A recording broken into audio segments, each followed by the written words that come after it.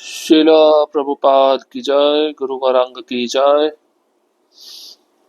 कल के सत्र में हमने सुना था मध्वाचार्य के कुछ बचे हुए उपदेश थे और मध्वाचार्य महत्वपुर में शिला मध्वाचार्य के पास में आते हैं चैतन्य महाप्रभु, उनको स्वप्न में दर्शन देते हैं और कहते हैं इसी तरह से आप प्रचार करते रहो और भविष्य में मैं आपको दर्शन दूंगा। अब हम आज उडुपी में चैतन्य महाप्रभु यात्रा करते हुए आए थे। चैतन्य चरितामृत के मध्य लीला में इस लीला का वर्णन है और वहां पे आकर महाप्रभु किस प्रकार उडुपी के ब्राह्मणों के साथ संवाद किए, जो अपने पारंपरिक रीति रिवाज में लगे होते हैं उनको महत्व देते हैं।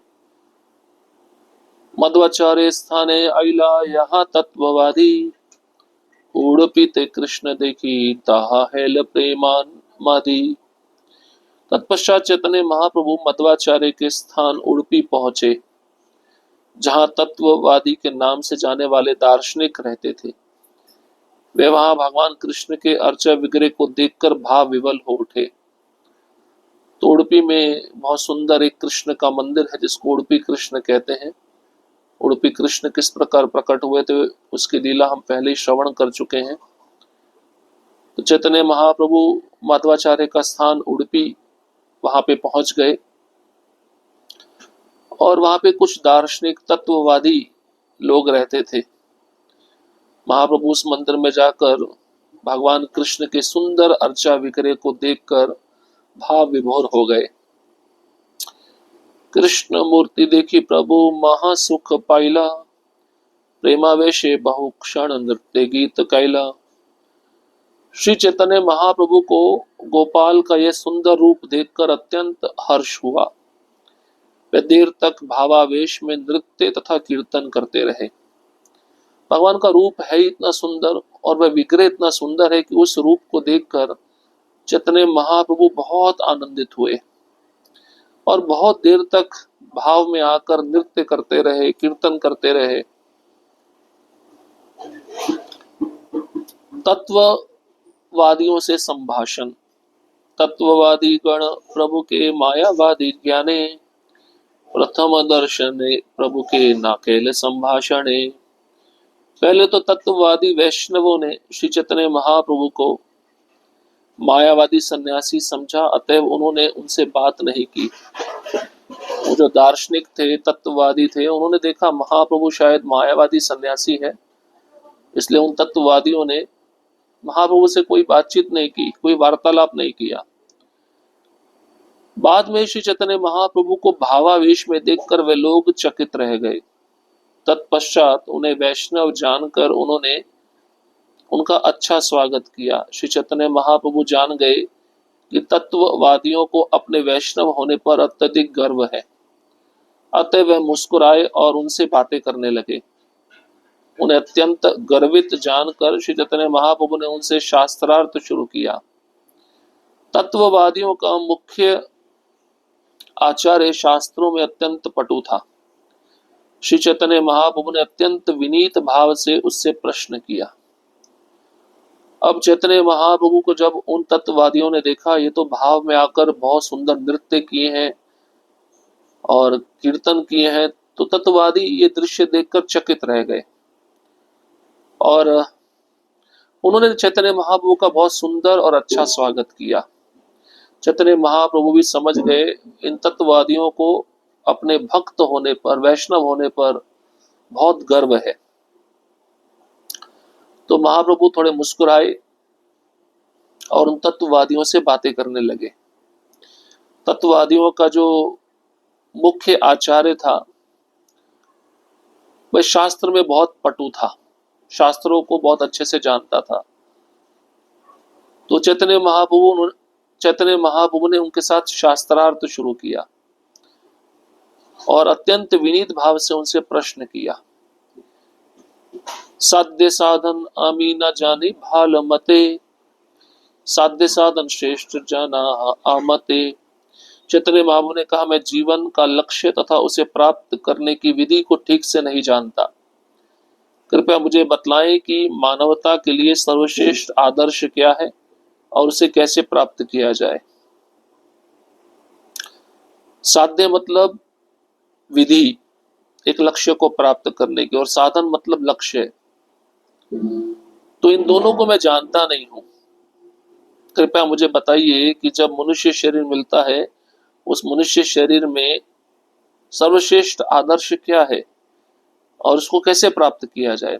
क्या लक्ष्य होना चाहिए मनुष्य शरीर में और उस लक्ष्य को कैसे प्राप्त किया जाए। ये प्रश्न चैतन्य महाप्रभु ने उन तत्ववादियों के जो मुखिया था, आचार्य था, उससे पूछा।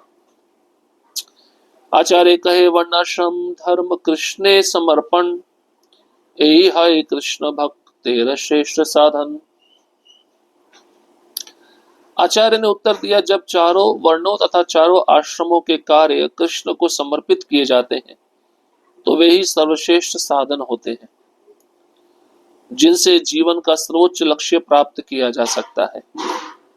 तो आचार्य ने उत्तर दिया, चार वर्ण है, चार आश्रम है, ब्राह्मण क्षत्रिय वैश्य शूद्र, ये चार वर्ण है। ब्रह्मचारी गृहस्थ वानप्रस्थ सन्यास से चार आश्रम है। इसमें व्यक्ति जो भी कार्य करता है वर्ण और आश्रम में रहते हुए, वह कार्य कृष्ण को समर्पित किए जाने चाहिए। वह कार्य ही सर्वश्रेष्ठ साधन होते हैं और उन्हीं कार्यों को भगवान को समर्पित करके जीवन का सर्वोच्च लक्ष्य प्राप्त किया जा सकता है। पंचविधा मुक्ति पांच वैकुंठ गमन, साध्य श्रेष्ठ है यही शास्त्र निरूपण। जब मनुष्य वर्णाश्रम धर्म के कार्य कृष्ण को समर्पित करता है तो वह पांच प्रकार की मुक्ति का पात्र होता है और वैकुंठ लोक भेज दिया जाता है। यही जीवन का सर्वोच्च लक्ष्य है और यही सारे शास्त्रों का निष्कर्ष है। तो उस आचार्य ने कहा चैतन्य महाप्रभु से कि मनुष्य जब वर्णाश्रम धर्म के कार्य को कृष्ण को अर्पण कर देता है तो जो पांच प्रकार की मुक्ति है उसको प्राप्त हो जाती है, उस मुक्ति का पात्र बन जाता है और मुक्ति प्राप्त करते ही वे वैकुंठ लोक भेज दिया जाता है। यही जीवन का सर्वोच्च लक्ष्य है। मानव जीवन में इसी को प्राप्त करना चाहिए और यही सारे शास्त्रों का निष्कर्ष भी है। प्रभु कहे शास्त्रे कहे श्रवण कीर्तन, कृष्ण प्रेम सेवा फलेर परम साधन। अब चैतन्य महाप्रभु ने एक बहुत सुंदर बात बताई। श्री चैतन्य महाप्रभु ने कहा, शास्त्रों के निष्कर्ष के अनुसार कृष्ण की प्रेमा भक्ति प्राप्त करने के सर्वश्रेष्ठ साधन श्रवण तथा कीर्तन है। अब महाप्रभु ने कहा, देखिए मनुष्य जीवन में आकर जो कार्य करना चाहिए मानवता के लिए या स्वयं के लाभ के लिए, वो है कृष्ण की प्रेमा भक्ति। और ये प्रेमा भक्ति को प्राप्त करना तो उसके लिए श्रवण और कीर्तन करना पड़ता है। ये सर्वश्रेष्ठ साधन है। तत्ववादियों के अनुसार चारों वर्णों तथा आश्रमों के कर्तव्यों को संपन्न करना ही जीवन का सर्वोच्च लक्ष्य प्राप्त करने के लिए सर्वोत्तम विधि है। इस भौतिक जगत में किसी भी एक वर्ण, ब्राह्मण क्षत्रिय वैश्य तथा शूद्र में रहे बिना चरम लक्ष्य की पूर्ति के लिए सामाजिक कार्यों को समुचित रीति से संपन्न नहीं किया जा सकता। हमें आश्रमों, ब्रह्मचर्य, गृहस्थ, वानप्रस्थ तथा संन्यास के सिद्धांतों का भी पालन करना होता है जो सर्वोच्च लक्ष्य की प्राप्ति के लिए आवश्यक समझे जाते हैं। इस तरह तत्ववादी ये स्थापित करते हैं कि कृष्ण के लिए वर्णाश्रम के सिद्धांतों का पालन करना वही सर्वोच्च लक्ष्य को प्राप्त करने के लिए सर्वोत्तम विधि है। इस तरह तत्ववादियों ने अपने सिद्धांतों की स्थापना मानव समाज को ध्यान में रखते हुए की, किंतु श्री चैतन्य महाप्रभु ने इससे भिन्न मत व्यक्त किया जब उन्होंने ये कहा कि भगवान विष्णु के विषय में श्रवण और कीर्तन ही सर्वोत्तम विधि है। तत्ववादियों के अनुसार सर्वोच्च लक्ष्य भगवत धाम वापस जाना है, किंतु श्री चैतन्य महाप्रभु के अनुसार भगवत प्रेम की प्राप्ति ही सर्वोच्च लक्ष्य है। भले ही आप भौतिक जगत में हो या आध्यात्मिक, भौतिक जगत में इसका अभ्यास किया जाता है और आध्यात्मिक जगत में तो वास्तविक उपलब्धि पहले से ही रहती है।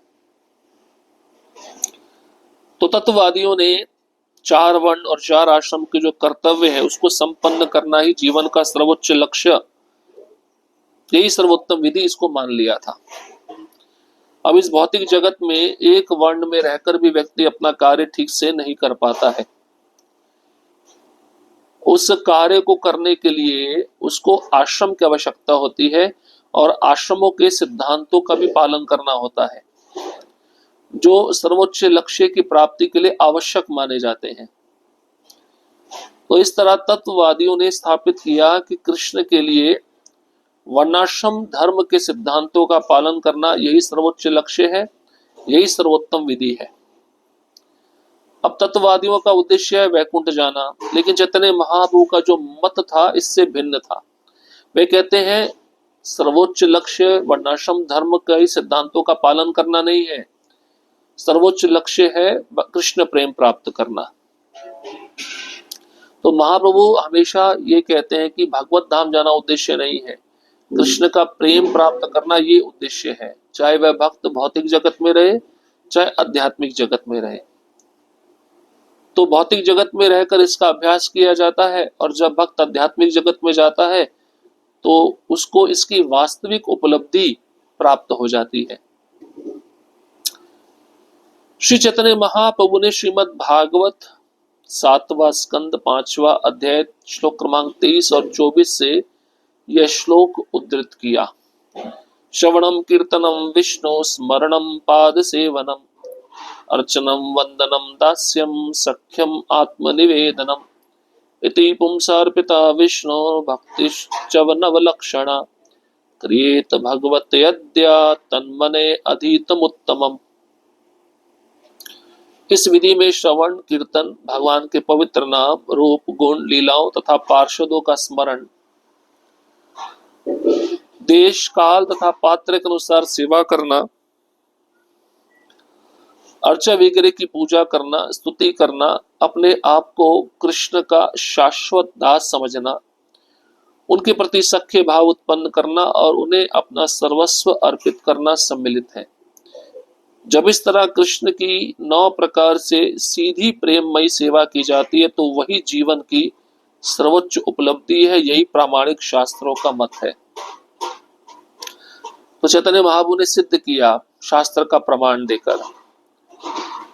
प्रहलाद महाराज ने श्लोक उच्चारण किया है भागवतम के 7वें स्कंद से कि जो भी मनुष्य शरीर में आया है उसको ये नवदा भक्ति करनी चाहिए जो विष्णु से संबंधित है। श्रवण कीर्तन स्मरण वंदन पाद सेवनम अर्चनम दास्यम सख्यम और आत्म निवेदनम। तो जो व्यक्ति मनुष्य शरीर में आकर ये नवदा भक्ति कर रहा है सबसे बुद्धिमान व्यक्ति है, और जो व्यक्ति इस मनुष्य शरीर को प्राप्त करके नवदा भक्ति नहीं कर रहा है तो सबसे मूर्ख, उससे बड़ा मूर्ख इस संसार में कोई नहीं है। श्रवण कीर्तन हईते कृष्णे हाय प्रेमा सही पंचम पुरुषार्थ पुरुषार्थे रसीमा।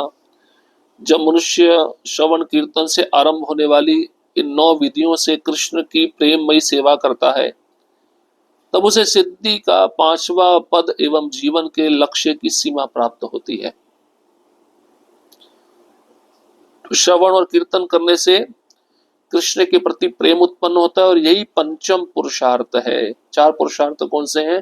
धर्म अर्थ काम मोक्ष। 5वां पुरुषार्थ है कृष्ण प्रेम। तो भक्त कृष्ण प्रेम पंचम पुरुषार्थ को प्राप्त करने का प्रयत्न करते हैं। व्यक्ति धर्म आर्थिक विकास इंद्र तृप्ति तथा अंततो गत्वा ब्रह्म में समा जाने की सफलता चाहता है। सामान्य व्यक्तियों की सामान्य प्रवृत्तियां हैं, किंतु शुद्ध वैदिक नियमों के अनुसार सर्वोच्च उपलब्धि भगवान के श्रवणम कीर्तनम के पद को प्राप्त करना है। तो भौतिकतावादी व्यक्ति 4 पुरुषार्थ चाहता है और भक्त भगवान की जो सर्वोच्च प्रेमा भक्ति है श्रवणम कीर्तनम उसको चाहता है। धर्म प्रोजित कैत्वो अत्र परमो निर्मत्सराणाम सताम वेद्यम वास्तवमत्र वस्तु शिवदम तापत्रयो उन्मूलनम। श्रीमद्भागवते महामुनि कृते किं वा परैर ईश्वरा सद्यो हद्यवरुध्यते अत्र कृतभीषु शुभिस्तत्क्षणात्। इसकी पुष्टि श्रीमद् भागवतम पहला स्कंद पहला अध्याय दूसरे श्लोक में हुई है। भौतिकता से प्रेरित सारे धार्मिक कृत्यों का बहिष्कार करते हुए यह भागवत पुराण उस सर्वोच्च सत्य का प्रतिपादन करता है जिसे शुद्ध हृदय वाले भक्तगण ही समझ सकते हैं। यह सर्वोच्च सत्य वास्तविकता है जिसे सबके कल्याण हेतु मोह से अलग रहकर किया जाता है। ऐसा सत्य तीनों प्रकार के तापों को समूल नष्ट करता है। महामुनि श्री व्यास देव द्वारा रचित यह सुंदर भागवत भगवत साक्षात्कार करने के लिए अपने आप में पर्याप्त है। अन्य किसी शास्त्र की क्या आवश्यकता है। जो ही कोई ध्यान पूर्वक तथा विनीत होकर भागवत का संदेश सुनता है, त्यों ही इस ज्ञान के अनुशीलन से भगवान उसके हृदय में स्थापित हो जाते हैं। श्रीमद् भागवत के इस श्लोक के अनुसार वे सभी धार्मिक अनुष्ठान छल कपट हैं जो धर्म अर्थ काम मोक्ष के भौतिक लक्ष्यों को प्राप्त करने के लिए संपन्न किए जाते हैं। तो ये बहुत ही महत्वपूर्ण श्लोक है। इसमें बताया गया है कि कैटव धर्म, जो धोखा देने वाला धर्म है, भागवतम उसको आश्रय नहीं देता, उसका बहिष्कार करता है। जो धर्म भगवान से प्रेम करना सिखाता है, भागवतम उस धर्म का प्रतिपादन करता है। और जो भागवतम को अच्छे से समझ लेता है, पढ़ता है, उसके तीन ताप नष्ट हो जाते हैं। ये कल्याण करने वाला भागवतम है। इसको व्यासदेव महामुनि ने इसकी रचना की है। और जो इसको ध्यान पूर्वक सुनता है विनीत भाव होकर, तो भगवान उसी समय उसके हृदय में स्थापित हो जाते हैं। और ये जो भागवतम है, परमो निर्मत्सराणाम सताम, जो निर्मत्सर व्यक्ति है, जिसके मन में कोई द्वेष नहीं है, कोई ईर्ष्या नहीं है, वही इस भागवतम ग्रंथ को समझ सकता है। तो इस प्रकार से भागवतम भगवान कृष्ण का शुद्ध सात्विक स्वरूप है और कृष्ण का प्रेम प्रदान करने वाला है। इसलिए भागवतम को कृष्ण से अभिन्न समझकर विनीत भाव होकर श्रवण और अध्ययन करना चाहिए। तो महाप्रभु अभी आगे और भी उन तत्ववादियों से वार्तालाप करते हैं जो ये कहते हैं कि वर्णाश्रम धर्म के सिद्धांतों का पालन करना ही सर्वोच्च लक्ष्य है और यही सर्वोच्च विधि है। लेकिन महाप्रभु ने कहा कि सर्वोच्च लक्ष्य और विधि क्या है? कृष्ण प्रेम प्राप्त करना। और ये कैसे होता है? भगवान का श्रवण और कीर्तन करके। तो उस वार्तालाप को हम आगे भी श्रवण करेंगे। हरे कृष्ण कृष्ण कृष्ण हरे हरे, हरे राम राम राम हरे हरे। श्रील प्रभुपाद की जय, गुरु गौरांग की जय।